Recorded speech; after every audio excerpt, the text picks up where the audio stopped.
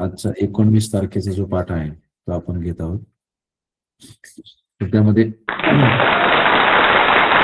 आपल्या जिल्ह्याचे माननीय शिक्षणाधिकारी साहेब, तसंच सर्व आयोजक टीम, हा कॉल आता रेकॉर्ड केला जात आहे. जिल्ह्याचे माननीय आदरणीय पाटील साहेब, तसंच सर्व संयोजक टीम यांनी हे अतिशय सुंदर नियोजन केलेलं आहे. आणि आमच्यासारख्या शिक्षकांना ही संधी उपलब्ध करून दिली आहे की तुमच्यासारख्या गुणी विद्यार्थ्यांशी संवाद साधता येईल. तसंच आमच्या तालुक्याचे आदरणीय गट शिक्षणाधिकारी चव्हाण साहेब असतील, सर्व केंद्र प्रमुख असतील, आदरणीय गायकवाड मॅडम विस्तार अधिकारी असतील की ज्या सर्व पाहतात, तसंच तंत्र सहाय्य करणारे आमचे गणपत चव्हाण सर असतील, गाडे सर असतील, तसंच सर्व तालुक्याचं महत्वाचं काम पाहणारे आमचे आदरणीय गाडेकर साहेब असतील, सर्वांना नमस्कार. तसंच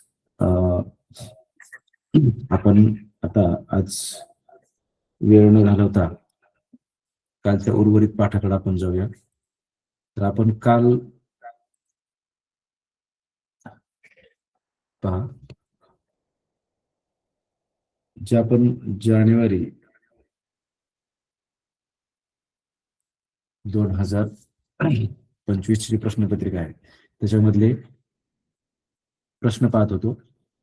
तर आपण 8 प्रश्नापर्यंत 9 प्रश्नापर्यंत आपण प्रश्न पाहिले. पुढील प्रश्न आपण पाहणार आहेत आता. तर त्यामध्ये पहा, 10 नंबरचा प्रश्न आपण पाहू. Choose the correct preposition for the following. म्हणजेच आपल्याला दिलेल्या वाक्यामध्ये योग्य प्रिपोजिशन्स वापरायचं आहे. प्रिपोजिशन्स, मग हे प्रिपोजिशन्स जे आहेत ते थोडस आपण जर प्रकरण जर पाहिलं तर आपल्याला हे सहज समजेल. जर ते आपण रिव्हिजन घेऊया. पहा, प्रिपोजिशन्स मध्ये जर आपण पाहिलं तर त्यामध्ये नाम किंवा जर नाम समकक्ष शब्द किंवा सर्वनाम आहे, त्या शब्दांमधील क्रियामधील एकमेकांशी संबंध दाखवण्यासाठी, नातं दर्शवण्यासाठी काय केलं जातं, तर तो शब्द वापरला जातो. त्याला शब्दयोगी अवयव म्हणतात, प्रिपोजिशन्स म्हणतात.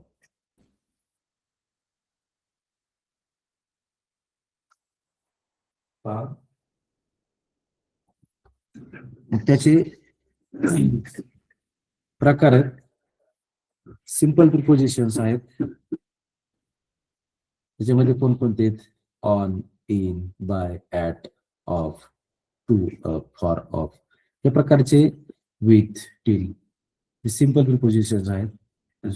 नंतर कंपाऊंड प्रिपोजिशन दुसरा प्रकार आहे. Across, along, around, about, above, among, before, below, beside, beyond, inside, without. तसंच फ्रेज प्रिपोजिशन्स, तर ही समूहाने जे वापरली जातात हे फ्रेज प्रिपोजिशन्स आहेत. ह्या सगळ्या नोट्स तुम्हाला तुमच्याकडे जर हे असेल नोटबुक आणि पेन, तर हे तुम्ही वेबसाईट नोंद करून घेतली तरी चालेल.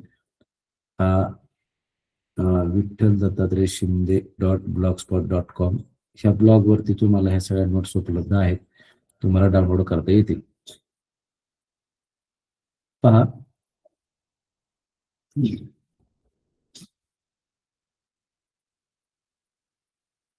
बघा, किंवा स्थल किंवा स्थितीदर्शक काही प्रिपोजिशन त्याच्यानुसार वर्गीकरण केलेले आहेत. काही काळदर्शक आहेत, काळ दाखवणारे आहेत, त्याच्यानुसार वर्गीकरण केलेले आहेत. काही रीती किंवा पद्धती दाखवतात, काही कारण दाखवतात. त्याच्यामध्ये समजा ऑफ, फॉर, विथ. आता इथे पहा, त्याच्यामध्ये काही शॉर्ट ट्रिक पण दिलेले आहेत. आपण वेळ थोडासा आपल्याकडे कमी असल्यामुळे फक्त ओव्हरलुक आपण करून प्रश्नाकडे जाऊ. काही स्वामित्व दर्शवणारे, ऑफ, स्वामित्व म्हणजे कोणाच्या मालकीची एखादी वस्तू. इथं आपण थोडस लक्ष देत थांबू, कारण हे आपल्या उत्तराशी संबंधित आहे. पहा, ऑफ किंवा विथ म्हणजे कोणाचे किंवा कशाचे अशा स्वरूपाचे जे उत्तर मिळतं आपल्याला, त्याला हे वापरलं जातं. दिशा, गती, त्यामध्ये आता इन, ऍट, स्थलनिर्देश किंवा अशा प्रकारचे. तर ह्याच्यामध्ये कोणकोणती येतात, तर एक तुम्हाला जनरल यादी दिलेली आहे खाली. तर त्याच्यानुसार आपण थोडस त्याच्याकडे ओव्हरलुक करू आणि प्रश्नाकडे जाऊ. बघा, पेज नंबर 16 वरती आपल्याला एक यादी दिली मी इथं. पहा, इथं थोडक्यात यादी दिली आपल्याला. एवढं जरी तुम्ही पाहिलं तरी पुष्कळ होईल. ऍट कधी वापरतो आपण? च्या पाशी, च्याकडे, जवळ, ला किंवा वाचता, त्यावेळेस आपण ऍट वापरतो. अबोव कधी वापरतो? वर, उंचावर, श्रेष्ठत्व असेल त्यावेळेस वापरतो. Across, after, against, ago, about, ahead, along, among, around, away, by, before, behind, अशा प्रकारची ही सर्व आपल्याला यामध्ये जवळजवळ याच्यामध्ये 52 असे प्रिपोजिशन्स आपण दिलेले आहेत. तर ह्याचा जर फक्त एकदा आपण ओव्हरलुक केलं तर आपलं प्रिपोजिशन्स कधीही चुकणार नाही. आत्ताच नाही, पुढे भविष्यात सुद्धा व्याकरणचा जो पार्ट तुम्ही पाहणार कधीही, त्यावेळेस तुम्हाला ह्याचा फायदा नक्कीच होईल. पहा, मग आता आपण प्रश्नाकडे येऊ. तर आपण इथे पाहतो की द बुक ऑफ ग्रामर म्हणजे व्याकरणाचं पुस्तक, हे the book of grammar is dot dot Nitin, म्हणजे हे व्याकरणाचं पुस्तक नितीनचं आहे, आपल्याला असं म्हणायचंय. आता हे तर स्वामित्व मगाशी आपण पाहिलं की ज्यावेळेस असतं हे कोणाचे आहे त्यावेळेस आपण ऑफ हे प्रिपोजिशन वापरतो. म्हणजे इथं पर्याय क्रमांक 3 मध्ये ऑफ हे दिलेलं आहे. आता ऑन हे का नाही हे पण पाहू आपण. तर हे जे आहे हे एखाद्या समजा टेबलवरती आपण पुस्तक ठेवलं असेल तर ऑन द टेबल असं वापरतो आपण च्यावरती. विदाऊट म्हणजे च्या शिवाय. आता इथं the book of grammar is without Nitin, Nitin शिवाय आहे असं म्हणणं संयुक्तिक राहणार नाही. नंतर इन टू, आता इन टू जे आहे ते आतमध्ये. आता इथे एक स्मॉल चेंज मी सांगणार आपल्याला, नोट डाऊन केला तरी चालेल. इन टू आणि इन मध्ये एकदम थोडासा फरक आहे. इन मध्ये आणि इन टू मध्ये काय फरक आहे, तर ज्या वेळेला इन आपण वापरतो त्यावेळेला समजा the ball is in the box, म्हणजे चेंडू बॉक्समध्ये आहे. परंतु आता मला असं वाक्य म्हणायचंय, the frog jumped in the well, असं बरोबर येणार नाही. तर the frog jump into the well. बारकाईने लक्ष द्या मित्रांनो. The frog jump into the well, ज्या वेळेला आतमध्ये जाऊन हालचाल असते त्यावेळेला इन टू वापरलं जातं, हे एक मोर करेक्ट. आणि ज्या वेळेला आतमध्ये एखादी वस्तू आपण फक्त ठेवतो किंवा वस्तू त्या आतमध्ये असते, the table is in the house, फक्त ठेवलेला आहे, तो हालचाल नाही करणार. परंतु ज्या वेळेला बेडूक जम्प मारणारे पाण्यामध्ये त्यावेळेस त्या आत जाऊन हालचाल करणार आहे. म्हणून the frog jump into the well. म्हणजे ज्यावेळेस आपण प्रश्नपत्रिका अनालिसिस करत असतो त्यावेळेला चारही पर्यायांचं जर असं अनालिसिस आपण करून पाहिलं, पहा पेपर झाला, सराव झाला म्हणजे फक्त आपला अभ्यास झाला असं नाही. तर पेपर नंतर खरं काम सुरू होतं. कुठलीही सराव परीक्षा झाली त्याच्यानंतर तुम्ही जे अनालिसिस करता पेपरचं, त्याच्यामुळे तुमचा चौपट अभ्यास होतो. म्हणजे 4 पर्यायांचा तुम्ही अभ्यास करत असता. त्यामुळं पेपर अनालिसिस फार महत्वाचं आहे. फक्त पर्याय आला म्हणून सोडून दिलं असं नाही. दुसरे 3 पर्याय का नाहीत हे पण विचार आपण केला पाहिजे. म्हणून इथं ऑन, विदाउट आणि इन टू हे पर्याय येणार नाहीत. तर आपल्याला ऑफ, द बुक ऑफ, बघा म्हणजे उत्तर काय येणार आपलं, the book of grammar is of Nitin. म्हणजे हे ग्रामरचं पुस्तक जे आहे ते कोणाचं आहे, नितीनचं आहे. ओके. आता पहा इथं काल आपण एक पॅसेज पाहिला होता, आता आजही इथं दुसरा पॅसेज आपल्याला दिलेला आहे. Question 11 and 12, read the passage and answer the following questions. म्हणजेच हा पॅसेज वाचा आणि उत्तर द्या. तर आपण काल सुद्धा पाहिलं आहे, परंतु काल जर काही विद्यार्थी नसतील तर पुन्हा एकदा पॅसेज संदर्भाने मी फक्त शॉर्ट मध्ये सांगतो की ज्यावेळेस पॅसेज सोडवायचा असतो आपल्याला त्यावेळेला आपण या त्रिसूत्रीचा वापर करतो. ह्याच्यामध्ये काय आहे त्रिसूत्री, तर स्किमिंग, स्कॅनिंग आणि फाइंडिंग आन्सर. तर त्याच्या अगोदर आपण सुरुवातीला काय करतो, प्रश्न आणि त्याचे पर्याय वाचून घेतो आणि नंतर ही त्रिसूत्री वापरतो. मग अगोदर आपण म्हणजे पहिल्यांदा प्रश्न वाचायचे, पर्याय वाचायचा, नंतर स्किमिंग म्हणजे थोडक्यात पॅसेजची जनरल आयडिया समजून घ्यायची, स्कॅनिंग म्हणजे त्याच्यामध्ये आपल्याला पर्पजफुल रीडिंग करायचे, कॉन्टेक्स्च्युअल मिनिंग समजून घ्यायचं आहे, आणि शेवटी फाइंडिंग आन्सर आहे. तर मग आपल्याला हे उत्तर सापडणार आहे. पहा,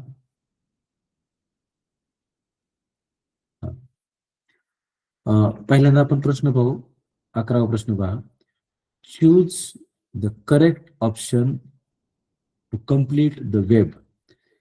वेब इथं खाली दिलेलं आहे. प्रश्न थोडासा इथं खाली सरकलेला आहे प्रश्नपत्रिकेमध्ये. त्याचं वेब इथं दिले 12च्या प्रश्नामध्ये. तर ह्याच्यामध्ये जे वेब आपल्याला पूर्ण करायचंय इथं, तर इथं आपल्याला काय करायचं, इथं ते एका जागी भरायचंय वेब. ह्याच्यामध्ये काय दिलंय, ऍडमिनिस्ट्रेशन, बँक, ट्रान्झॅक्शन, म्हणजे बँकेतल्या सुविधा दिल्या. काय दिले, बँकेशी संबंधित सेव्हिंग आहे, ऍडमिनिस्ट्रेशन आहे, ट्रान्झॅक्शन आहे, बँकच्या संदर्भाने. मग इथं काय राहिले ते आपल्याला काय करायचं, शोधायचं. पहा, म्हणजे इथं प्रश्न पर्याय पण दिलेत की लोन्स, गायडन्स, मिशन, हेडमास्टर. दुसरा प्रश्न पहा 12वा. What is the purpose of students bank. विद्यार्थ्यांच्या बँकेचा, विद्यार्थी जी बँक आहे तिचा उद्देश काय, पर्पज काय. पर्पज, उद्देश, कीवर्ड शोधायचा, त्याच्यावरून आपल्याला उत्तर सापडतं. पहा, काय पर्याय दिलेत, awareness of bank operations, school management, then teachers guidance and parents advice. आपल्याला आता आपण काय करू, प्रश्नाकडे जाऊ. 11 आणि 12 साठी प्रश्न आहेत. तर आपण प्रश्न वाचले, पर्याय वाचला. आता पॅराग्राफ पाहू. कशा संदर्भाने, स्टुडंट्स बँक कशा संबंधी आहे, स्टुडंट्स बँक संदर्भाने हा पॅसेज आहे. Every school should establish the bank of students. प्रत्येक शाळेने काय केलं पाहिजे, स्टुडंटची बँक तयार केली पाहिजे, स्थापन केली पाहिजे. एस्टॅब्लिश, स्थापन केली पाहिजे. With the guidance of their teachers. कोणाच्या मार्गदर्शनाखाली, शिक्षकांच्या मार्गदर्शनाखाली. The mission is to create awareness. आता कशासाठी बघा, मिशन हे कशासाठी आहे, to create awareness about the bank operations and students will learn to save money. म्हणजेच बँकेतील व्यवहार. आता इथं ऑपरेशन्स, इथं कॉन्टेक्स्च्युअल मिनिंग. ऑपरेशन्स म्हणजे गणितात गेलं तर क्रिया होतील, आता इथं बँकेत जर आलं तर व्यवहार होतील. म्हणजेच ऑपरेशन्स, बँक ऑपरेशन्स म्हणजे बँकेचे व्यवहार समजण्यासाठी, माहिती होण्यासाठी. They will also learn to spend it properly. म्हणजे जे पैसे तुम्हाला साठवता आले पाहिजे, बचत करता आले पाहिजे, आणि ते खर्चही व्यवस्थित, स्पेंड म्हणजे खर्च, प्रॉपरली स्पेंड करता आले पाहिजे व्यवस्थितपणे. They will learn the transactions, व्यवहार, ज्या व्यवहारामध्ये ट्रान्झॅक्शन्स आहेत ते समजले पाहिजेत. They also learn the administration. त्यांना कशा प्रकारे बँकेचं व्यवहार, प्रशासन चालतं ते समजलं पाहिजे. Administration of the bank. The teachers will help them for everything. शिक्षक त्या सगळ्यासाठी मदत करतील. The headmaster of the school will guide every time. शाळेचे जे मुख्याध्यापक असतील ते ऍज अ गाईड म्हणून, म्हणजेच मार्गदर्शन करत राहतील प्रत्येक वेळी, फॉर द सेम, याचसाठीच. Students takes loan. स्टुडंट काय करू शकतात, लोन घेऊ शकतात, फ्रॉम दिस बँक. या बँकेतून विद्यार्थी लोन सुद्धा घेऊ शकतात. आता आपण प्रश्नाकडे जाऊया. म्हणजे हा बँकेच्या व्यवहारा संदर्भाने उतारा आहे हे आपल्याला समजले.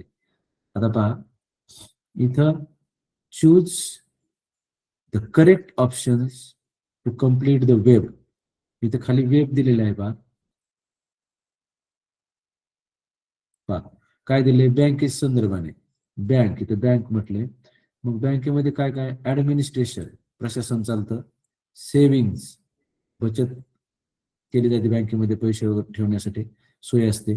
ट्रान्झॅक्शन्स होतात आणि मग इथं काय येईल असा प्रश्न विचारला. म्हणजे त्यासाठी आपल्याला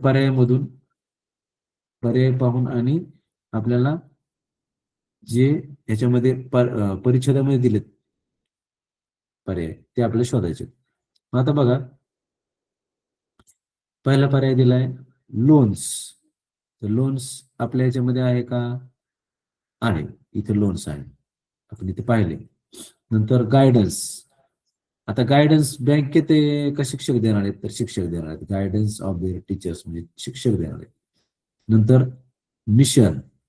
आता मिशन हे पहा, आपल्या त्या वेबमध्ये काय आहे? बँकेच्या संदर्भाने हे आपलं उद्देश झालं, हे बँकेच्या संदर्भाने इथं नाही. तर बँकेमध्ये काय काय चालतं नेमकं, काय काय असं आहे? तर ह्याच्यामध्ये पहा, ट्रान्झॅक्शन्स बँकेत आहेत, नंतर ऍडमिनिस्ट्रेशन बँकेचं आहे, नंतर लोन आहे. मग पहा, इथं आपल्याला ऍडमिनिस्ट्रेशन सेव्हिंग पण आहे, म्हणजे सेव्हिंग करणं किंवा सेव्हिंगचे बचतीचे जे खाते आहेत किंवा बचत करणं हा बँकेचा उद्देश आहेच, बँकेमध्ये आहे, चालतं. आता पर्यायामध्ये जे आहे ते कोणतं आहे? तर इथं राहिलेला जो घटक आहे तो काय आहे? लोन. आता इथं बघा, हे आपल्या त्याच्यामध्ये आपल्याला इथं लोन राहिलं, फक्त सेव्हिंग आहे, ऍडमिनिस्ट्रेशन आहे, ट्रान्झॅक्शन आहे, लोन राहिले. तर मग पर्याय उत्तर आलं आपलं पहिला लोन. दुसरा प्रश्न पहा 12वा. What is the purpose of students bank? Purpose म्हणजे हेतू. आता पर्याय काय दिले?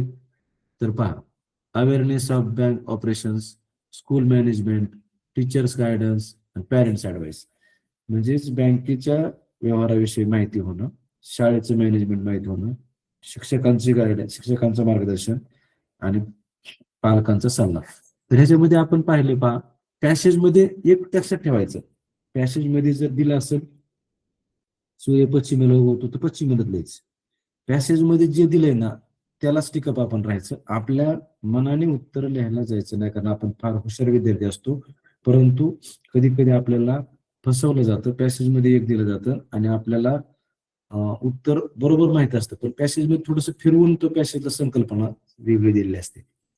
म्हणून आता इथं पहा, आपल्याला ह्याच्यामध्ये दिलंय काय, याचा उद्देश to create awareness about bank operations, बँकेच्या व्यवहारासंदर्भाने अवेअरनेस आपल्याला विद्यार्थ्यांमध्ये निर्माण करायची. हे पॅसेजमध्ये उत्तर दिले तर ते आपल्याला इथं पहिल्याच पर्यायामध्ये पाहायला मिळतं.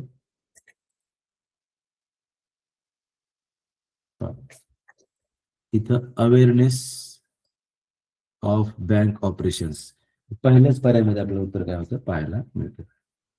चला पुढे पाहू आपण. 13वा प्रश्न पहा, choose the correct option for the underlined part of following. The students म्हणजे आपल्याला काय करायचे? चूज, निवडा द करेक्ट ऑप्शन, योग्य पर्याय, for the underline part, underline केलेल्या शब्दासाठी, ऑफ द फॉलोइंग. मग काय दिले वाक्य? The students take guidelines, students take guidelines from their head of institute, आणि ह्याला अंडरलाईन केले. हेड ऑफ इन्स्टिट्यूट एखाद्या संस्थेचा प्रमुख.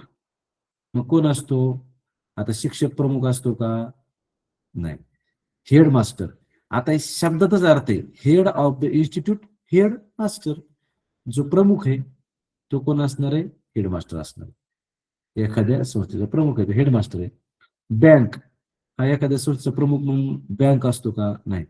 क्लास हा एखाद्या संस्थेचा प्रमुख आहे का? नाही. तर हेड ऑफ द इन्स्टिट्यूट म्हणजे कोण असतो? ते हेडमास्टर आहे इथं पर्याय दिलेला. ओके, नेक्स्ट पहा, 14वा प्रश्न दिलाय पहा, read the sentence and identify the correct type of sentence. आपल्याला काय दिलंय? वाक्य वाचा आणि योग्य वाक्याचा जो प्रकार आहे तो योग्य प्रकार ओळखा असं दिलंय. मग आता त्यासाठी आपल्याला वाक्याचे प्रकार माहित पाहिजे.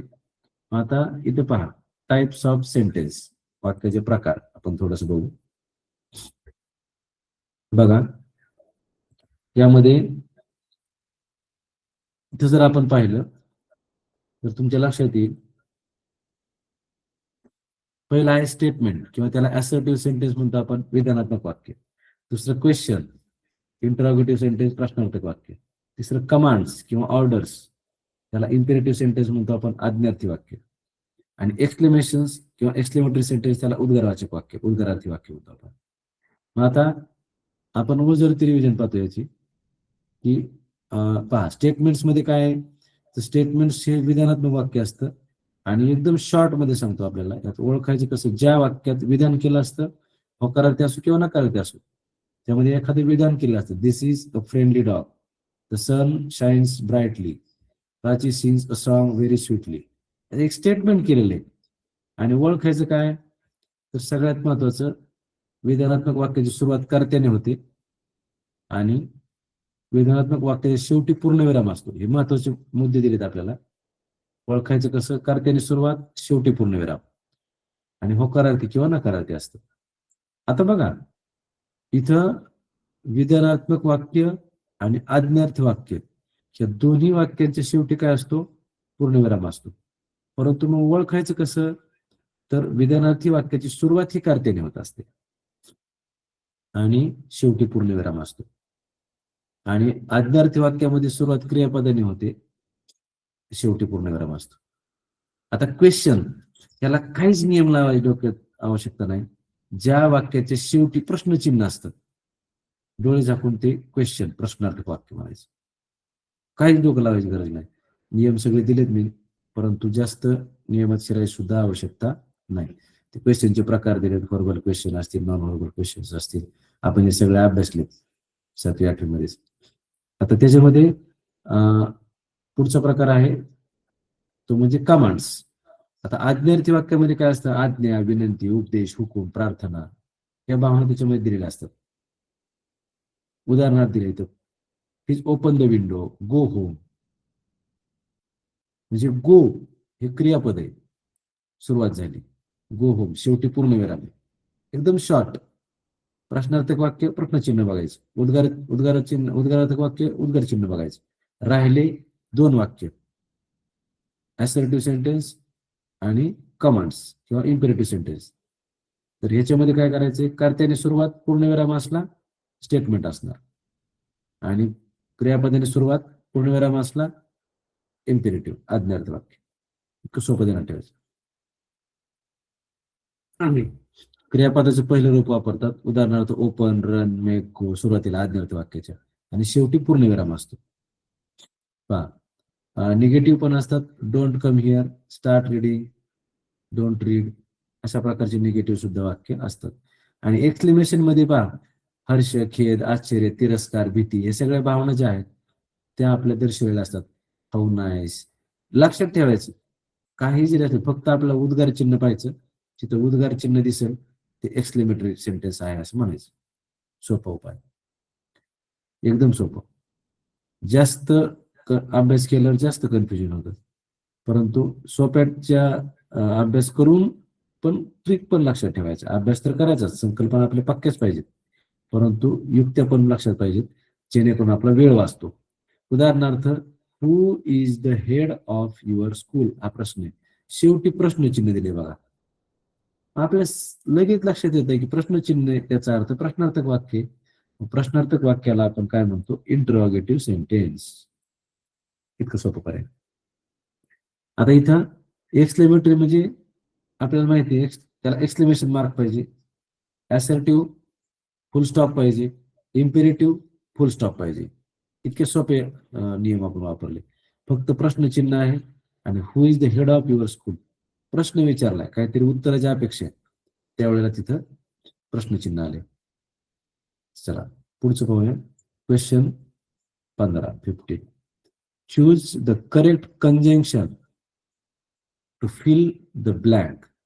योग्य कंजंक्शन वापरायचे, इंजंक्शन नाही, कंजक्शन. कंजेक्ट म्हणजे जोडणे, वाक्य जोडण्याचे जे काम करतं त्याला कंजंक्शन म्हणतो आपण. वाक्याचा जर अर्थ आपल्याला समजला तर सहज आपल्याला हे व्याकरणाचे नियम न वापरता कंजंक्शन सापडतं. उदाहरणार्थ इथंच पाहू आपण, I will be a successful businessman dot dot I study sincerely to get, sincerely to get knowledge. आता बघा I will be successful businessman, मी सक्सेसफुल बिझनेसमॅन होईल. मग इथे आपल्याला कंजक्शन काय वापरायचे, बिकॉज. मग कारण मग पुढे होईल का, I study to get knowledge, कारण नाही होणार. अँड आता I will be a successful businessman, मी सक्सेसफुल बिझनेसमॅन होईल, आणि I study sincerely to get knowledge, आणि मी सिन्सिअरली अभ्यास करेल नॉलेज मिळवण्यासाठी, ज्ञान मिळवण्यासाठी. असंही नाही होणार. सो म्हणजे म्हणून, सो म्हणजे काय, म्हणून. मग I will be successful businessman, so I study sincerely, असं पण नाही होणार. म्हणून म्हणून मी अभ्यास करेल, असं नाही. तर जर मी अभ्यास केला, इथं कंडिशन आहे, जर सिन्सिअरली अभ्यास नॉलेज मिळवलं, तर I will be successful businessman, असं त्याचा अर्थ आहे. म्हणून I will be a successful businessman if I study sincerely to get knowledge. म्हणजे जर मी नॉलेज मिळवण्यासाठी सिन्सिअरली स्टडी केला, then I will become a successful businessman. म्हणजे इथं इफ आलं. आता कंजंक्शन जर कंजंक्शन वापरण्यासाठी पहा, पार्ट्स ऑफ स्पीच जे आहे ते आपल्याला सगळे, आता इथं कंजंक्शन विचारलं, दुसऱ्या तुमच्या फायनल परीक्षेला वेगळे विचारतील. नाउन विचारतील, प्रोनाउन विचारतील, ऍडजेक्टिव्ह विचारतील, व्हर्ब विचारतील, ऍडव्हर्ब विचारतील, प्रिपोजिशन विचारतील, कंजंक्शन विचारतील, इंटरजेक्शन विचारतील. तर एवढं सोपं, फक्त एकदम शॉर्ट मध्ये इथं नोट दिल्यात मी, पहा कशाला काय म्हणायचं एवढं सांगणार आहे मी. नाउन कधी असतं, तर नेमिंग वर्ड. आपण एवढी मोठी व्याख्या पाठ करतो, दृश्य किंवा अदृश्य, सजीव किंवा निर्जीव, प्राणी, वस्तू, पक्षी यांच्या नावाला काय म्हणतात, नाम म्हणतात. एवढी व्याख्या पाठ करायची गरज नाही. नाउन म्हणजे नेमिंग वर्ड, नाम, मग ते कशाचंही असो, नाव आलं की त्याला नाउन म्हणायचं. प्रोनाउन सर्वनाम, रिप्लेसेस नाउन, नामाला रिप्लेस केलं की ते प्रोनाउन झालं. रिप्लेस याचा अर्थ ते काम करते, पण नामाला बाजूला ठेवून दुसरं त्याच्यावरती, समजा ही, शी, इट, दे, सगळी सर्वनाम आहेत. मग पुढे ऍडजेक्टिव्ह, विशेषण. मुलांचं थोडस कन्फ्युजन होतं ऍडजेक्टिव्ह आणि ऍडव्हर्ब. लक्षात ठेवा, ऍडजेक्टिव्ह म्हटलं की विशेषण आहे, ते डिस्क्राईब समथिंग, म्हणजे काहीतरी डिस्क्राईब करण्यासाठी, वर्णन करण्यासाठी. आता ऍडजेक्टिव्ह हे नामालाच डिस्क्राईब करतं, आणि ऍडव्हर्ब त्याच्यामध्ये व्हर्ब शब्द आहे, व्हर्ब. ऍडव्हर्ब म्हणजे ऍड म्हणजे ऍडिशनल माहिती. कोणाविषयी ऍडिशनल माहिती, तर व्हर्ब विषयी ऍडिशनल माहिती. म्हणजे डिस्क्राईब द व्हर्ब. व्हर्ब जे आहे ते क्रियापद, इज अन ऍक्शन और स्टेट. प्रिपोजिशन शब्द घ्या, आपण पाहिले, शोज रिलेशनशिप, नातं दर्शवतं, काहीतरी संबंध दर्शवतं. कंजंक्शन त्याला उभयान्वयी अवयव म्हणतात आपण, जॉईन वर्ड्स और सेंटेन्स, वर्ड किंवा सेंटेन्स जोडण्यासाठी हे येतं. इंटरजेक्शन जे आहे त्याला केवळ प्रयोग अवयव म्हणतो आपण. एक्सप्रेशन्स, मोशन्स, इमोशन्स, तर ह्याच्यामध्ये आपल्याला विस्ताराने पण आपल्याला दिले आपण. नाउन, पुन्हा thing, person, animal, place, idea, अशा प्रकारचे नाउन्स मध्ये आपण पाहतो. प्रोनाउन्स मध्ये आपण पाहतो I, we, she, she, it, you, they, this, those, this, that, all, anything, अशा प्रकारचे सगळ्याच्या मध्ये डिस्क्रिप्टिव्ह दिले. त्याच्या बाहेरचं काहीच येत नाही. ऍडजेक्टिव्ह विशेषण दिले, ऍडजेक्टिव्ह विशेषणाचे काही उदाहरणं दिले. वर्ब क्रियापद दिलेलं आहे, समजा Prachi goes to school every day, Prajakta eats an apple, eats हे क्रियापद झालं, वर्ब झालं. आस्क, सिंग, प्ले क्रिया दाखवणारे शब्द आहेत, अर्थ पूर्ण करतात, क्रिया दाखवतात. ऍडव्हर्ब, वर्बच्या विषयी ऍडिशनल माहिती. प्रिपोजिशन्स, रिलेटिव्ह वर्ड्स असतात हे, under, to, in, by, at, from. Conjunction, जोडणारे. कंजेक्शन, कंजेक्ट, जोडणे, दोन वाक्य, दोन शब्द जोडण्यासाठी. बॅट अँड बॉल, असं. Give and take, study hard or you will fail. If you don't get up early you will be late for the school. If, अशा प्रकारे. इंटरजेक्शन केवळ पाहिजे, oh how beautiful it is, keep quiet, sorry, अशा प्रकारचे सगळे interjections किंवा इंटरजेक्टिव्ह words आहेत. चालेल. अशा प्रकारे आपण इंटरजेक्ट कंजंक्शनच्या सोबतच पार्ट्स ऑफ स्पीच पाहिले. इथे उत्तर येते आपलं इफ. चला पुढचा क्वेश्चन पाहू आपण. Observe the grid and choose correct option to fill in the blank. 4 verbs found in the grid are कोणकोणते दिलेत? थिंग, हाईड, इन्स्टॉल हे दिलेत पहा. तर इथं हे थिंक आहे, नंतर हे हाईड आहे, नंतर हे इन्स्टॉल आहे. आपल्याला काय करायचंय?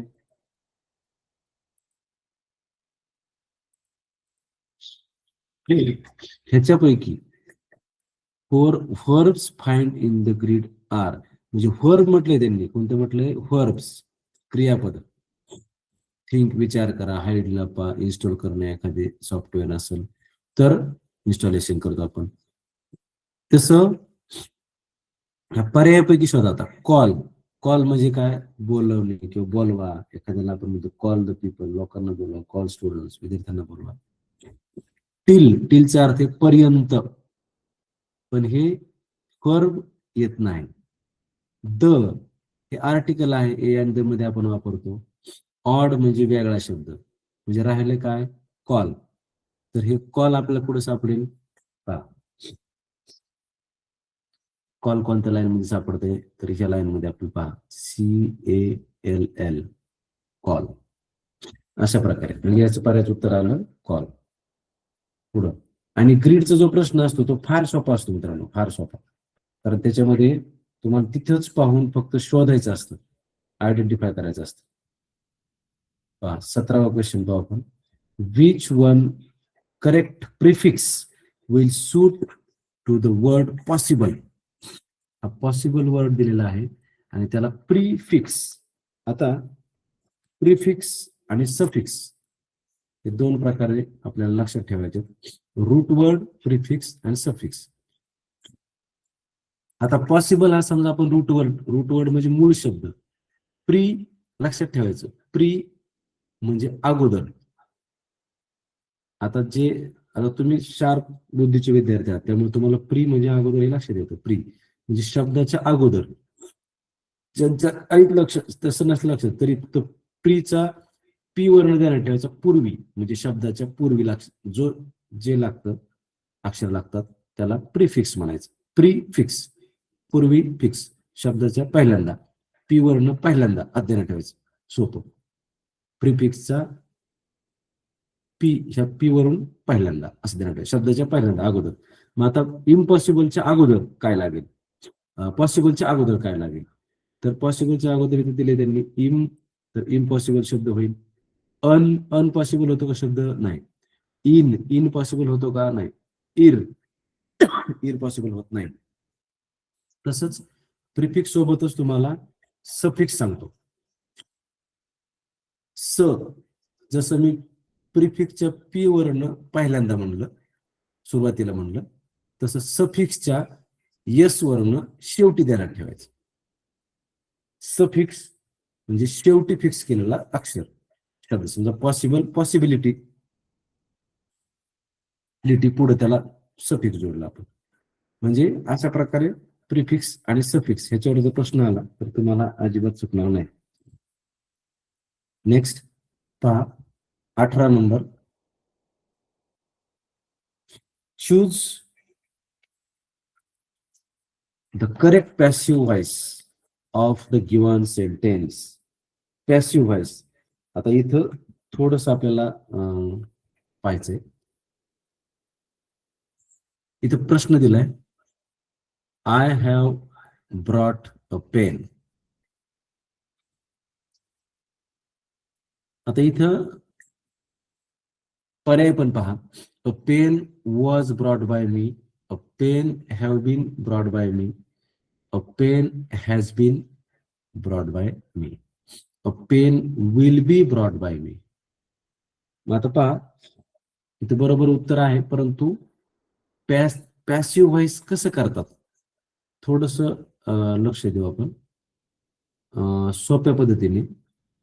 आपल्याला ऍक्टिव्ह व्हॉइस पॅसिव्ह व्हॉइस आपण पाहू. तर व्हॉइस म्हटलं की आपण प्रयोग म्हणतो. मराठीमध्ये आपण पाहतो कर्तरी प्रयोग, ऍक्टिव्ह व्हॉइस, कर्मणी प्रयोग, पॅसिव्ह व्हॉइस. म्हणजे कर्तरी प्रयोग कशाला म्हणतो आपण? कर्त्याचे लिंगवचन पुरुषाप्रमाणे जर वाक्यात क्रियापद बदलत असेल तर तो कर्तरी प्रयोग. कर्माचे लिंगवचन पुरुषाप्रमाणे जर क्रियापद बदलत असेल तर तो कर्मणी प्रयोग. आणि भावे प्रयोग हा मराठीमध्ये असतो. कर्ता आणि कर्म या दोन्हींच्या लिंगवचन पुरुषाप्रमाणे जर बदलत नसेल क्रियापद तर तो भावे प्रयोग असतो. उदाहरणार्थ गुरुजींनी मुलांना शिकवले, भावे प्रयोग झाला. आता तसं इंग्रजीमध्ये दोनच व्हॉइस आहेत, ऍक्टिव्ह व्हॉइस आणि पॅसिव्ह व्हॉइस. ह्याच्यामध्ये चेंज द व्हॉइससाठी तुम्हाला आवश्यक बाबी काय आहेत लक्षात घ्या मित्रांनो. ह्या चेंज द व्हॉइसचे जे मी ह्या नोट्स तुम्हाला सांगतोय, तर तुमच्याकडे जर ते लॉग नसेल वेबसाईट तर लिहून नंतर मी तुम्हाला शेवटी पण देईल, नंबर पण देईल. तर ह्याच्यामध्ये जर तुम्ही हे चेंज द व्हॉइस किंवा हे जे नोट्स ग्रामरचे जे आहेत त्या जर तुम्ही एकदा नजरे खालून घातल्या तर तुम्हाला भविष्यात परत चेंज द व्हॉइस किंवा अशा कुठल्याही ग्रामरच्या टॉपिकला अडचण येणार नाही. पहा, चेंज द व्हॉइससाठी तुम्हाला आवश्यक काय काय ते दिले. तर तुम्हाला आवश्यक बाबी काय आहेत? तर ह्या विभक्ती तुम्हाला आवश्यक आहेत, प्रथमा विभक्ती आणि द्वितीय विभक्ती. का बरं? तर चेंज द व्हॉइस करताना ह्याची आवश्यकता पडते. तर आपल्याला ते वाक्य करताना तुमच्या लक्षात येईल. उदाहरणार्थ इथंच पहा, तर ह्याचं उत्तर जे आहे ते पहा, a pen has been brought by me हे आहे. तर इथं काय केलंय, इथं पहिला आय आहे तर शेवटी त्याची द्वितीय वापरली मी, म्हणजे आपल्याला या द्वितीय जे आहे त्याची आपल्याला आवश्यकता पडते. I, me, we, us, you, he, him, she, her, it, they, them. हे द्वितीय तुम्हाला फक्त दिलेत आपण. आता इथे फॉर्म्स ऑफ टू बीच्या क्रियापदाचे फॉर्म दिलेत, सहाय्यकारी क्रियापदाचे. प्रेझेंट टेन्स मध्ये am is are, past tense मध्ये वॉज वेअर वापरायचे, फ्युचर टेन्स मध्ये shall be, will be, present participle मध्ये आपल्याला बीइंग वापरायचे आणि पास्ट पार्टिसिपल मध्ये बीन वापरायचे. तर हे आपल्याला उपयोगाचे. हे काय पास्ट पार्टिसिपल म्हणून आपण वापरणार आहे. नंतर आपल्याला एकूण काळ किती, तर 12 आहेत. तर त्यापैकी फक्त 8 काळांचा आपण प्रयोग बदलतो. त्यामध्ये सिंपल प्रेझेंट टेन्स आहे, साधा वर्तमान काळ, सिंपल. आता इथं वाक्य पण दिले तुम्हाला, Ram eats an apple is eaten by me. हे कसं आलं त्याचे नियम पण तुम्हाला आधी सांगतो. सिंपल प्रेझेंट टेन्स आहे, सिंपल पास्ट टेन्स आहे, सिंपल फ्युचर टेन्स आहे. साधे तिन्ही पण काळ आहेत. प्रेझेंट कंटिन्युअस, पास्ट कंटिन्युअस आणि प्रेझेंट परफेक्ट टेन्स. नंतर past perfect tense, future perfect tense, एवढे 8 काळ आपल्याला आहेत. तर काय करायचे बघा, ऍक्टिव्ह व्हॉइसचं पॅसिव्ह व्हॉइस मध्ये रूपांतर करण्यासाठी हे नियम वापरायचे, पाठच ठेवायचे हे नियम. त्या नियमानुसार जर तुम्ही वाक्य केलं तर तुमचं कुठलंही वाक्य आणि कधीच चुकणार नाही. पहा, पहिला नियम काय दिलाय, तर प्रथम वाक्यातलं कर्म ओळखायचं. दिलेलं जे वाक्य आहे ना त्यातलं कर्म ओळखायचं. समजा उदाहरणार्थ आपण वरचं उदाहरण घेऊ यातलं कुठलंही. इथं पहा, राम इट्स अन ऍपल हे वाक्य घेतलं तर प्रथम वाक्यातील कर्म ओळखायचे. पहिला नियम काय, पहिलं कर्म कसं ओळखायचं, तर त्याच्यामध्ये पहिल्या नियमातच प्रथम वाक्यातील कर्म ओळखावे. कसे ओळखावे, तर क्रियापदाला व्हॉटने प्रश्न विचारायचा. जे उत्तर येईल, येणारं उत्तर प्रत्यक्ष कर्म असतं, डायरेक्ट ऑब्जेक्ट असतं. क्रियापदाला जर हुमने प्रश्न विचारला, येणारं उत्तर हे अप्रत्यक्ष कर्म असतं, इनडायरेक्ट ऑब्जेक्ट असतं. आता इथे जर आपण पाहिलं राम इट्स अन ऍपल, तर ह्याच्यामध्ये क्रियापदाला इट्स क्रियापद आहे, क्रियापदाला व्हॉटने प्रश्न विचारला, व्हॉट काय खातो, अन ऍपल. जे उत्तर आलं ते आपलं डायरेक्ट ऑब्जेक्ट आहे, अन ऍपल. मग हे आपण कर्म प्रथम वाक्यातील कर्म ओळखायचं. कर्म ओळखलं आणि तेच नियमाला धरून प्रथम वाक्यातील कर्म ओळखावे आणि कर्माने वाक्याची सुरुवात करायची ऍक्टिव्हचं पॅसिव्ह करताना. आता बघा इथं दुसरा नियम लक्षात घ्या. इथं पहा, प्रथम वाक्यातील कर्म ओळखावे. कसं ओळखायचे, व्हॉटने प्रश्न विचारायचं, येणारं उत्तर डायरेक्ट ऑब्जेक्ट असतं. आणि क्रियापदाला हुमने प्रश्न विचारला, येणारं उत्तर अप्रत्यक्ष कर्म असतं, इनडायरेक्ट ऑब्जेक्ट. त्या कर्माने वाक्याची सुरुवात करायची. कर्माने वाक्याची सुरुवात करायची. म्हणजे आपलं वाक्य बघा काय होतं, समजा I have brought a pen, तर काय आणलंय? अ पेन, बरोबर. मग अ पेन हे कर्म झालं, तर सुरुवात वाक्याची अ पेन अशी झाली. पहा, म्हणजे इथं आपण जर पाहिलं बघा, I have brought a pen, मी पेन आणला. कारण क्रियापदाला विचारलं काय आणलंय? पेन. अ पेन हे कर्म झालं. मग कर्माने वाक्याची सुरुवात करायची. पहा, अ पेन सुरुवात केली, इथपर्यंत आपण आलो. कर्माने वाक्याची सुरुवात केली, अ पेन. आता पुढचा नियम पाहू आपण. पहा, कर्माने वाक्याची सुरुवात झाली. तिसरा, योग्य ते सहाय्यकारी क्रियापद वापरायचं. योग्य ते सहाय्यकारी क्रियापद वापरायचं म्हणजे काय? तर कर्माने वाक्य सुरुवात केली, त्याच्या पुढे सहाय्यकारी क्रियापद घ्यायचे आपल्याला. पण कसं वापरायचं? तर ते वापरताना दोन गोष्टींचा विचार करायचा. वाक्याचा काळ आणि कर्माचं वचन. वाक्याचा काळ आणि कर्माचं वचन ह्याचा आपल्याला विचार करायचा आहे. मग आता इथे जर आपण पाहिलं, आपल्या वाक्याकडे आपण येऊ. बघा, I have brought a pen. मग इथं वाक्याचा काळ कोणता आहे? तर हॅव जे आहे ते प्रेझेंट टेन्स मध्ये येतं आणि ब्रॉट हे पूर्ण आहे, म्हणजे काय? प्रेझेंट परफेक्ट टेन्स आला. मग ह्याच्यामध्ये पहा, तर वाक्याचं काळ आणि कर्माचं वचन, तर कर्म आहे अपेन. अपेन म्हणजे एकच आहे. मग वर्तमान काळी आपल्याला वापरायचे सहाय्यकारी क्रियापद, तर पेन संबंधाने हॅव येईल का हॅज येईल? तर अ पेन हॅज. कारण कालच आपण पाहिलं होतं, I have, you have, we have, परंतु ही, शी, इट याच्या पुढे हॅज येतं. मग पेन म्हणजे इट सर्वनाम आलं. इट हॅज म्हणजेच अ पेन हॅज. आणि पूर्ण काळ आहे म्हणून आपण बिन वापरतो, ते पुढच्या नियमात येणार आहे. इथपर्यंत आपण हॅज पर्यंत आपण आलो, की योग्य ते सहाय्यकारी क्रियापद वापरायचे. दोन गोष्टींचा विचार करायचा, वरील वाक्याचा काळ, दिलेल्या वाक्याचा काळ आणि कर्माचे वचन. आता इथं पहा,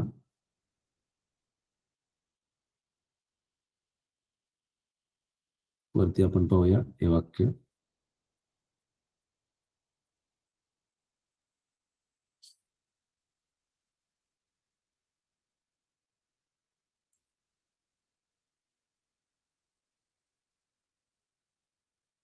हा, इथं पहा बघा, इथं वाक्य दिले present perfect tense, Ram has eaten an apple. मग आपल्याला यातलं काय कर्म आहे? An apple. अन ऍपलने वाक्य सुरुवात झाली. आता ऍपल एकच आहे म्हणून हॅज आलं, इट हॅज. आता अन ऍपल हॅज इथपर्यंत आला. पण हा बिन कधी वापरायचा? पूर्ण काळ ज्या वेळेला असतो त्यावेळेस बीचं पूर्ण रूप बिन वापरायचं, हे महत्वाचं आहे. चालू काळ असतो त्यावेळेस बीचं आयएनजी युक्त रूप बीइंग वापरायचं. मग हे बिन आलं इथं पूर्ण काळामुळं. आणि आता त्याच्या पुढचा नियम पहा.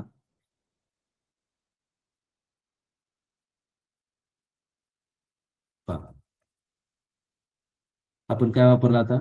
वाक्यातील जे सहाय्यकारी क्रियापद आपल्याला वापरायचे, तर वाक्याचा काळ पाहिला, कर्माचं वचन पाहिलं.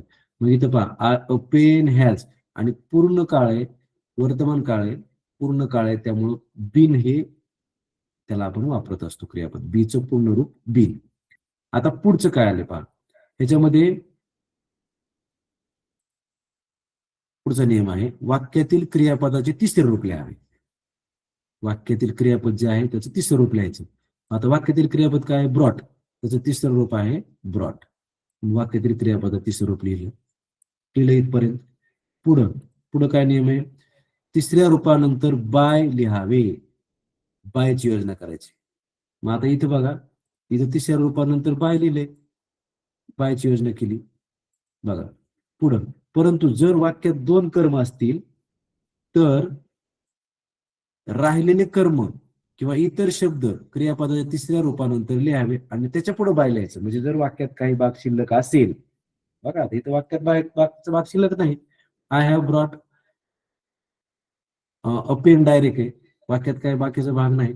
आय हॅव ब्रॉट, तिथं जर वाक्य काही दुसरं आणखी असतं त्याच्यामध्ये एक्स्ट्रा, तर आपण तो भाग कुठे लिहिला असता, बायच्या अगोदर लिहिला असता आणि नंतर बायची योजना केली असते, बाय लिहिला असतं.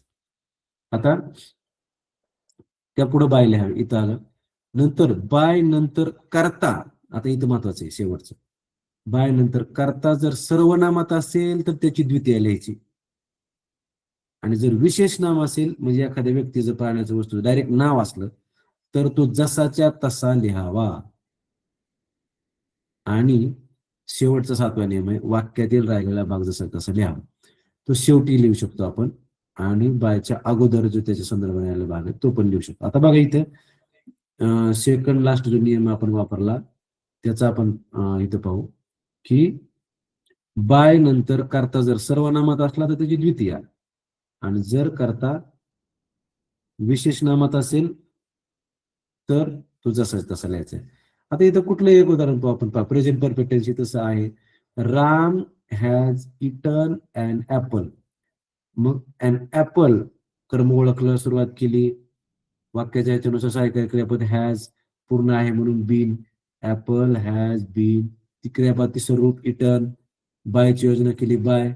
आता इथं करता जो आहे तो राम आहे, सर्वनामात नाही, विशेष नाम आहे, प्रॉपर नाव नाही.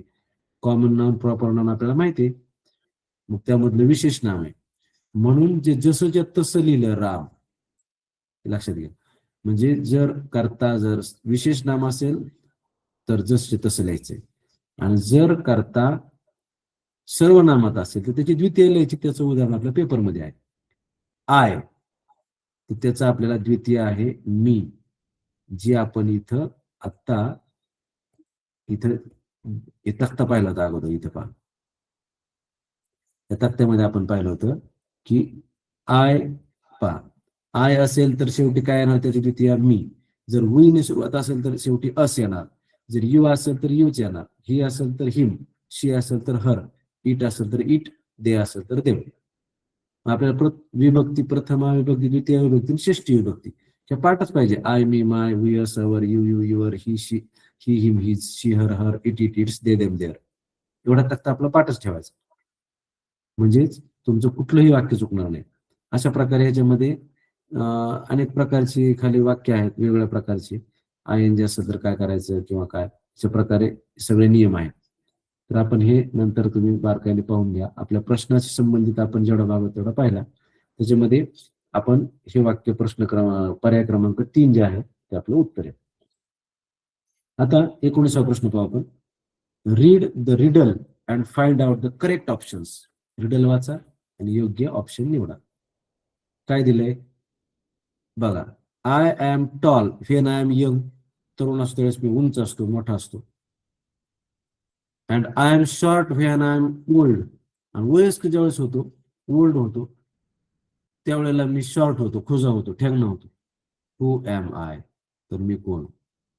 मग बघा तर म्हणले रोप.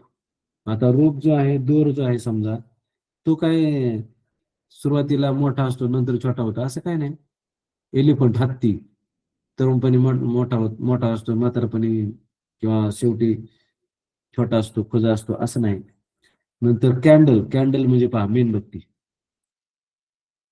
तो करेक्ट ऑप्शन शोधायचा आपल्याला. कॅन्डल म्हणजे मेणबत्ती. बघा सुरुवातीला आपण ज्यावेळेस नवीन बाजारातून आणतो त्यावेळेला ती मोठी असते, आणि ज्यावेळेस आपण कॅन्डल मेणबत्ती वाढदिवस असेल किंवा काय आपण लावतो, आणि ती जळत जळत जळत जाते, आणि शेवटी ओल्ड म्हणजे शेवटी ती छोटी होते, म्हणजे कॅन्डल बरोबर आहे. चॉक, चॉक म्हणजे खडू. तुम्ही दररोज पाहता आपले शिक्षक सर्व वर्गामध्ये शिकवत असतात, नवीन चॉक घेतात हातामध्ये, त्यावेळेस तो मोठा असतो, आणि लिहिताना संपत संपत आल्यानंतर संपल्यानंतर तो छोटा होतो, खुजा होतो, ठेंगणा होतो. म्हणून कॅन्डल आणि चॉक हे दोन उत्तर आहेत. एकदम सोपं आहे. नंतर 20 नंबरचा प्रश्न पहा, fill in the blank with correct verbs. योग्य क्रियापद आपल्याला वापरायचे आणि वाक्य पूर्ण करायचे. Choose 2 correct options. 2 correct options आपल्याला पाहिजेत. किती ऑप्शन निवडायचे? 2. तर वाक्य दिलेलं आहे पहा, काय वाक्य दिले,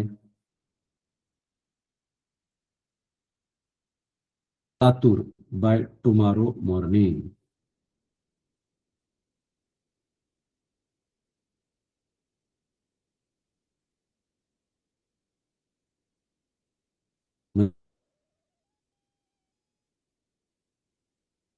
अर्थ उद्या सकाळी, टुमॉरो मॉर्निंग. ह्याचा अर्थ हे नक्कीच काहीतरी भविष्य काळदर्शक आहे, एवढं तर आपल्या लक्षात येईल. आता इथं बघा, शी आहे, सर्वनाम काय आहे, शी आहे. तर आपण पहिल्यांदाच पाहिले की आय किंवा वी ह्याच्या पुढे भविष्यकाळी शाल येतं, आणि ही, शी, इट कालच पाहिले, त्याच्या पुढं भविष्यकाळी विल येतं. मग आता इथं ही आहे, त्याचा अर्थ फक्त आपल्याला त्याच्या पुढे विलच पाहिजे. इथं विल आहे आणि इथं विल आहे, दोनच पर्यायामध्ये विल आहे, संपलं. बाकी जास्त विचार करायची गरज नाही. इथं वॉज आहे, त्यामुळे ते येणार नाही, आणि कारण ते भूतकाळी होईल. आपल्याला टुमॉरो मॉर्निंग म्हणजे भविष्यकाळ पाहिजे. आणि इथे शाल आहे, कारण मी आपण आत्ताच पाहिलं आय शाल येतं, वी शाल येतं, परंतु ही शाल, शी शाल, इट शाल शक्यतो येत नाही. इट शाल, आणि त्याच्या पुढं रिच्ड आहे, त्यामुळे ते येणार नाही. आता काय येईल, he will reach Latur by tomorrow morning. आणि दुसरं, he will be reaching Latur by tomorrow morning. ह्याच्यासाठी बेस सगळा टेन्सचा आहे, काळ महत्वाचे आपण पाहून घेतले पाहिजेत. परंतु इथं आपण काही महत्वाचे जे पॉईंट्स, की पॉईंट्स आहेत ते पण तुम्हाला सांगितले, की आयच्या पुढे कोणतं येतं सर्वनाम, किंवा सहाय्यकारी क्रियापद, वीच्या पुढे, हिच्या पुढे, शीच्या पुढे, इटच्या पुढे, देच्या पुढे. पुढं 21वा प्रश्न पाहू आपण. Complete your homework today. पहा काय दिले इथं, said mom to Ganesh. What does today mean? म्हणजे इथं मेसेज दिलाय, कम्प्लीट युअर होमवर्क टुडे असं सांगितलंय आईने गणेशला. तर ह्याच्यामध्ये टू आणि डे ह्याच्या संदर्भाने कोणता पर्याय बरोबर आहे? तर आपल्या इथं सहज लक्षात येतं टू. आता इथे बघा, टुडे आहे का, टू म्हणजे दोन आहे, टू डे आहे, टू म्हणजे सुद्धा, टू डे असं आहे, सेकंड डे आहे. तर ह्याच्यासाठी एक छोटस महत्वाचं आपण पाहू पार्ट. पहा, SMS ह्याच्यामध्ये काय काय येतं. SMS चा अर्थ आहे शॉर्ट मेसेज सर्व्हिस. ह्याच्यामध्ये सामान्यपणे वापरले जाणारे जे शब्द आहेत ते आपण थोडस ओव्हरलुक करू. BTW, by the way. B आणि फोर असतं, त्यावेळेस आपण काय करतो, बी आणि फोर, बिफोर. नंतर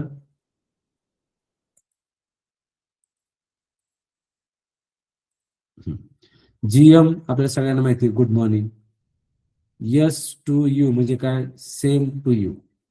नंतर HBD सगळ्यांना माहिती आहे, हॅपी बर्थडे. ABT म्हणजे अबाउट. टू डे याचा अर्थ आहे टुडे, आज. THX म्हणजे थँक्स. टुमॉरो, टुमॉरो म्हणजे टुमॉरो. FWD forward. G2CU म्हणजे good to see you. GR आणि पुढे 8 लिहितो आपण, ग्रेट. H8 म्हणजे हेट. नंतर HAGN, have a good night. Hand, have a nice day, HAND. आता पहा, TY म्हणजे थँक्यू, थँकचं TYचं यू असं. SRY sorry. SYS see you soon, TC take care. W8 म्हणजेच wait. RN right now. BRB be right back, मी लगेच परत येतो. IDK म्हणजे आय डोंट नो. LMK म्हणजे लेट मी नो, मला सांगा. NVM म्हणजे नेव्हर माइंड, जाऊ दे, लक्ष देऊ नकोस. OMW म्हणजे ओ, ऑन माय वे, मी वाट पाहतोय, मी वाटत आहे, येत आहे. TC take care, thank you, thanks आहे. आता काय कामासाठी, प्रोफेशनल बिझनेस मध्ये काय वापरतात, मी तिथं जसं शक्य होईल तेवढ्या लवकरात लवकर येईल. ASSP एवढंच टाईप करतात, as soon as possible. As soon as possible, लवकरात लवकर. EOD end of the day. WFD work from home.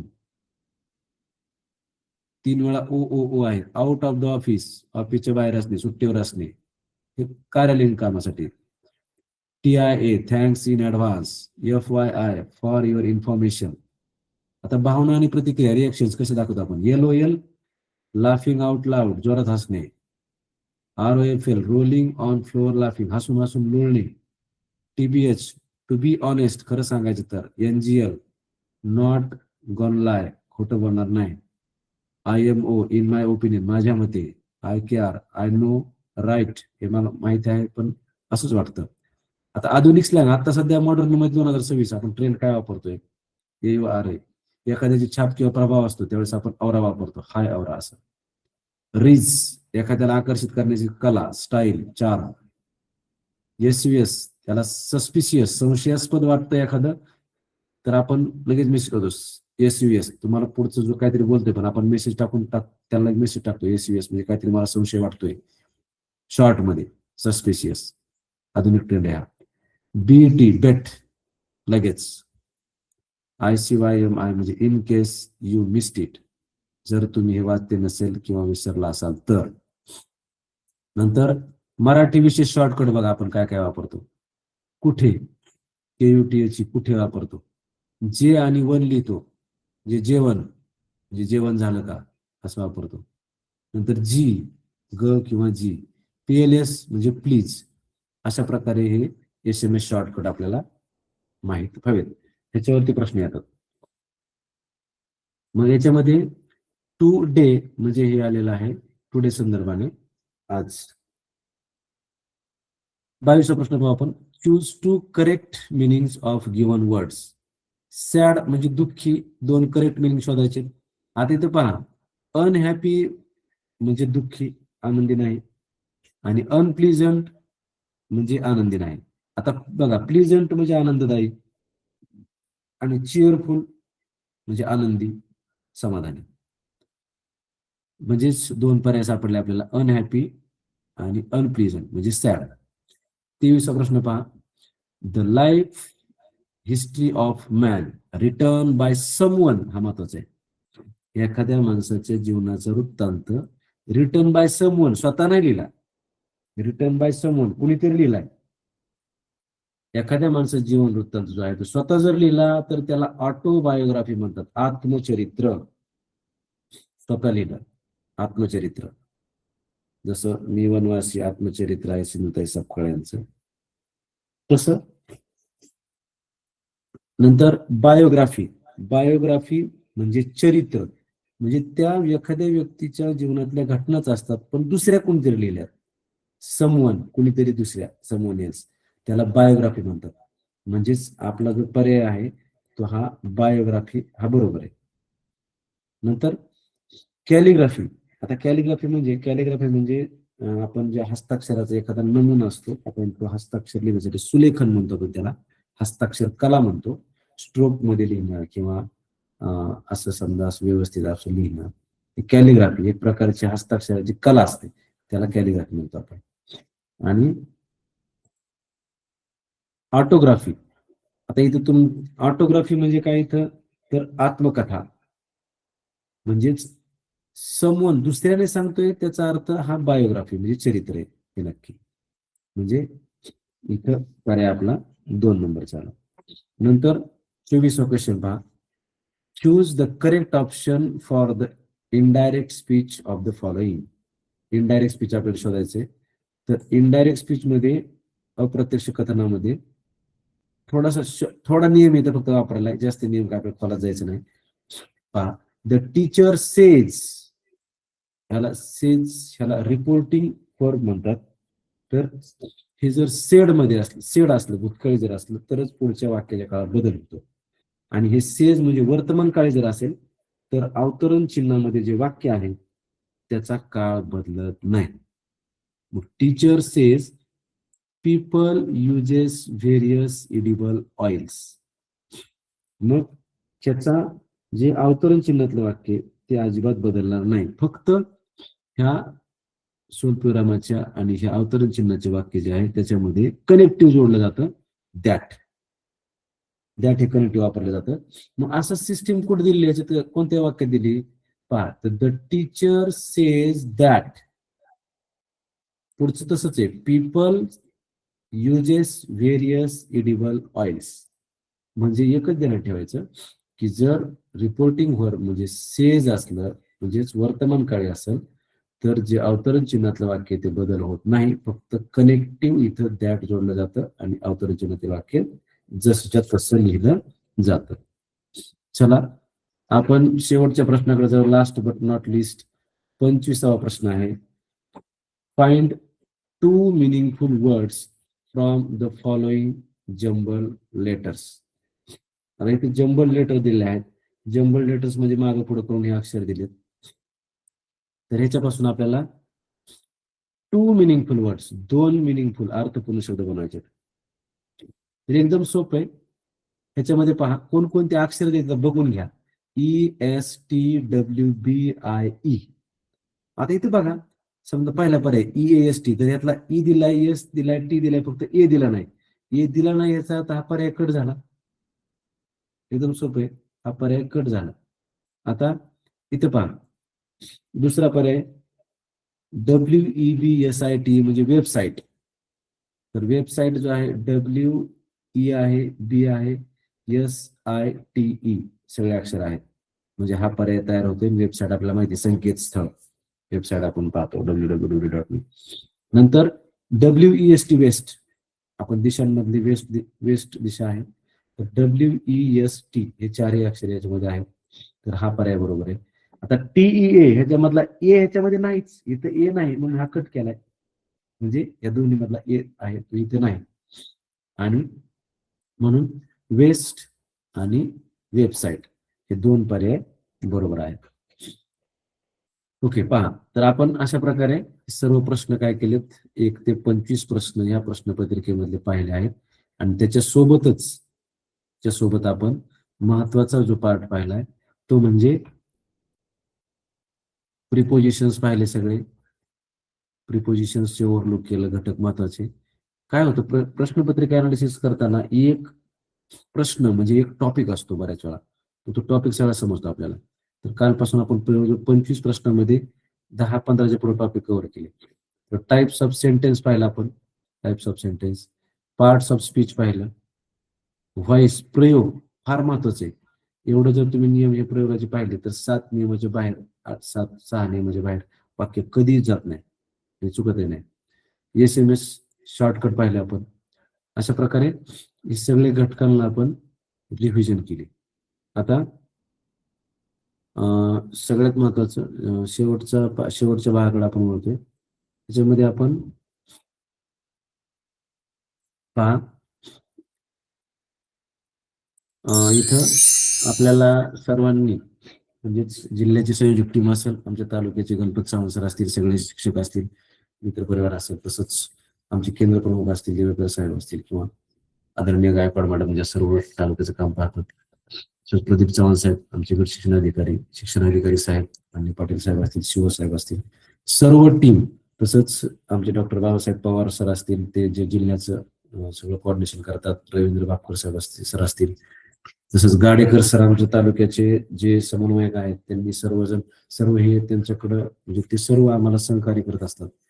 आमचे आदरणीय गाडेकर साहेब असतील, तसंच चव्हाण सर, गाडे सर, आमचे सर्व कुलकर्णी सर असतील, मित्रपरिवार असेल, सर्व जे सतत मार्गदर्शक असतात, त्यांना सर्वांना मनपूर्वक धन्यवाद. आणि तुम्ही विद्यार्थ्यांनी अतिशय छान असं रिस्पॉन्स दिला. आणि याच्यामध्ये जर तुम्हाला काही अडचणी असतील तर तुम्ही इथे मी स्क्रीनवरती तुम्हाला नंबर पण दिलेला आहे, आणि अधिक अभ्यासासाठी तुम्हाला एक ब्लॉगची लिंक पण मी स्क्रीनवर टाकलेली आहे, याचा स्क्रीनशॉट काढून ठेवा.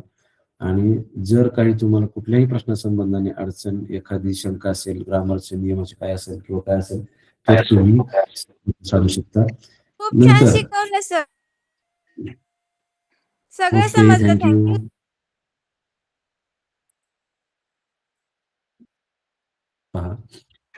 सर्वांना परीक्षेसाठी खूप छान शिकवलं सर. Okay, thank you.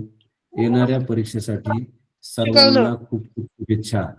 सर्वांनी sir. छान पेपर शिकवा थँक्यू. आणि सगळ्यांना यश मिळो हीच पांडुरंग प्रार्थना आणि सर्वांनी चांगला अभ्यास करा. काही अडचण असेल तर आपल्या वर्ग शिक्षकांशी संपर्क करा, तर मार्गदर्शक शिक्षकांशी संपर्क करा. कुठूनही थोडाही ज्ञानकण जो असतो तो मिळता घ्यावा म्हटले. जिथं तुम्हाला ज्ञान मिळेल ज्ञानकण वाचायला शिका आणि सतत ज्ञान संग्रह करत राहा. जर काही अडचणी असतील तर तुम्ही विचारू शकता किंवा नंतर तुम्ही मेसेज टाकून जरी विचारलं, फोन करून जरी विचारलं तरी ही अडचणीची शंकाचं निरसन केलं जाईल. Okay sir. Okay, thank you. Good night. Bye sir. Bye sir.